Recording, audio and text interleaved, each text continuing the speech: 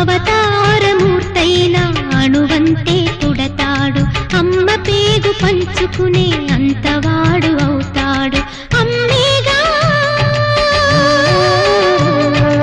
అమ్మేగా చిరునామా ఎంతటి ఘన చరితకి అమ్మేగా కనగలదు అంత గొప్ప అమ్మని శ్రీరామ రక్ష అంటూ నీళ్లు పోసి పెంచింది దీర్ఘాయురస్తు అంటూ నిత్యం దీవించింది నూరేళ్ళు ఎదిగి బ్రతుకు అమ్మ చేతి నీళ్లతో నడక నేర్చుకుంది బ్రతుకు అమ్మ చేతి వేళ్లతో ఎవరు రాయగలరు